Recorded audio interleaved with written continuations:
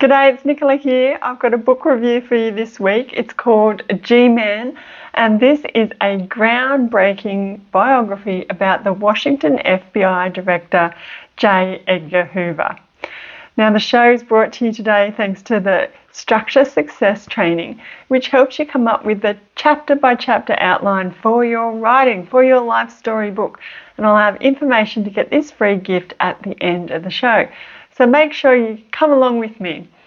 So the full title of this book is called G-Man, J. Edgar Hoover and the Making of the American Century. It's a portrait of a larger-than-life character who has shaped history and the political landscape. It's been written by Yale professor Beverly Gage, and it is nearly 900 pages. I must admit, it's a challenge of a book. This one is quite a lot of pages, but I started this late last year, and it's taken me a little while to get through it, but I'm so glad I did. It's been put out by Viking, which is Penguin Random House, and in 2023 it picked up the Pulitzer Prize for biography. So an awesome book, really great award to win, and in this show I'm going to go over what the book's about, what I found interesting when I was reading, and what I think you can take away if you read it too, and you get some tips for your own writing, your own life story creating. So let's jump into it. What is G-Man all about? It starts in the late 1800s when Hoover's born on New Year's Day. He's born into a family it's a little bit rocky. There's a bit going on. There's a lot of trouble, with illness, with some death in the family. But he grows up, he studies law, and he gets his first job at the Library of Congress. Now here he learns the importance of collating information, really strong foundation for his future career. He then is employed by the Department of Justice, and for a few years he does that, but he gets a lucky break and he becomes head of this department in his mid-20s. And he stays in this role for almost 50 years and under 8 different presidents. So amazing longevity there. Now people say he's transformed a law enforcement backwater to a powerful machine, the FBI, kind of in the way that we know it. So what are the highlights when you're reading this? For me, I found, almost 900 pages, you get to know the full width and breadth of Hoover as a character.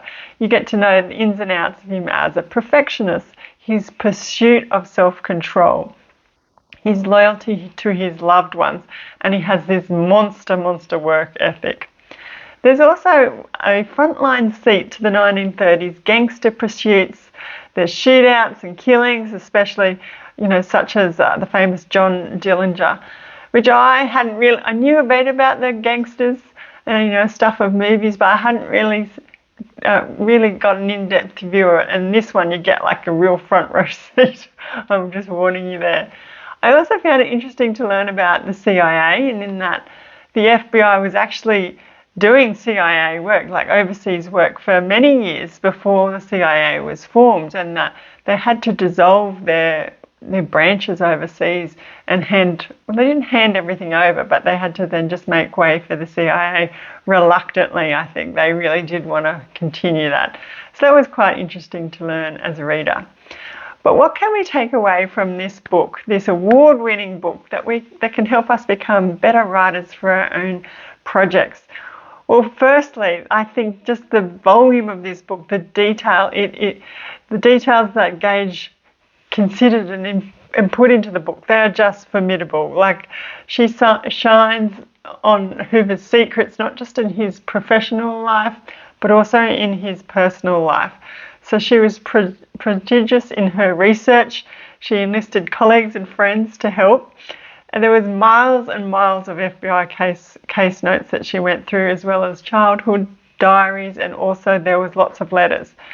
So that was really kind of a great example of how you can use detail to shape and mould, shine light on a character. Other thing that I think she did really well was she presented Hoover's character in quite a balanced, fair way. She showed his strengths and she showed his weaknesses. And it kind of wasn't one way or the other. She doesn't make a decision on how he is. She presents all the information, and then it's up to us as a reader then to form our own opinion of what do we think he's a good guy, do we think he's a bad guy, or is he just human, somewhere in the middle. So I thought that was great. No passing of judgment. It's really, here you go, here's the facts, here you go, reader, make of it what you think. So that's a quick book review of a Pulitzer Prize winner by Yale Professor Beverly, Gage. Now, to recap, I talked about what the book's about, what's interesting for you as a reader, and things you can take away as life story creators. I think for me, the transformation of reading this book is that you see how much detail life stories can include, and how by knowing that detail, it can really change your perspective on history, or on perspective of a famous figure. So in that case, I think that she has done that. Gage has done that with this one.